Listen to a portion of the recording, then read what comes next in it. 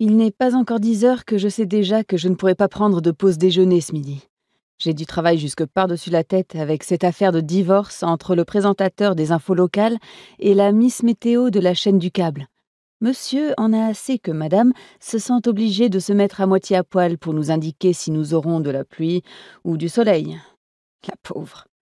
Pour avoir discuté un bref instant avec elle, lors d'une tentative d'accord à l'amiable dans nos locaux, je comprends son choix de se dénuder.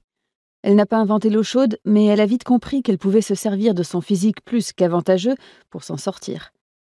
Se dire qu'une nana à la cervelle de moineau n'a qu'à sourire avec un décolleté plongeant pour réussir dans la vie a tendance à me faire monter en pression. Moi, par exemple, je me suis battue pour obtenir mon diplôme d'assistante de direction. J'ai pris des cours du soir pour apprendre les bases du droit, afin de me spécialiser dans l'assistanat juridique. Si j'en avais eu les capacités, j'aurais même aimé devenir avocate. Mais dans la vie, il faut connaître ses limites. Cela fait 6 mois maintenant que j'ai décroché un poste dans le meilleur cabinet de Californie. Je ne pouvais pas espérer mieux. Tous les dossiers sont sensibles en raison des personnes impliquées, et j'en apprends énormément auprès des collaborateurs, qui sortent, pour la plupart, de grandes écoles. Malgré tout, il faut avouer que l'apparence a son importance dans ce milieu également. Avec les courbes voluptueuses que j'ai héritées de ma mère, il m'est arrivé dans le passé de prendre des remarques désobligeantes de la part de certains de mes collègues. J'essaye de les ignorer la plupart du temps, mais j'ai tout de même toujours trouvé que mes hanches et mes fesses étaient trop prononcées. En revanche, je ne me plains pas d'avoir la poitrine qui va avec, car celle-ci arrive facilement à faire oublier les petits excès situés plus bas. Ma chevelure chocolat et mes yeux assortis me viennent de mon père, ce qui fait de moi un savant mélange de mes parents. Avec le temps, j'ai appris à me satisfaire du résultat et à mettre mes formes en valeur. Selon Erin, ma sœur, j'attache trop d'importance à mes tenues vestimentaires et suis superficielle. Elle ne sait pas ce que c'est de devoir faire bonne impression quotidiennement.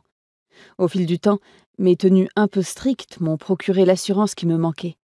J'ai remarqué de façon générale qu'on me prenait plus au sérieux et qu'on écoutait davantage mon avis lorsque je portais mes tailleurs, comme s'ils représentaient une preuve de mon intelligence. Après avoir transmis à la stagiaire du mois les photocopies à faire, je retourne dans mon bureau d'un pas rapide.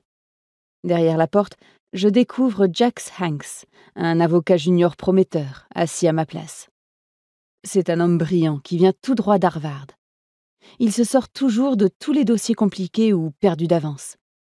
Je me souviens d'avoir été comme une gamine lors de son premier tour de manège, lorsque j'ai su qu'il m'avait choisi pour l'assister sur la majorité de ses dossiers.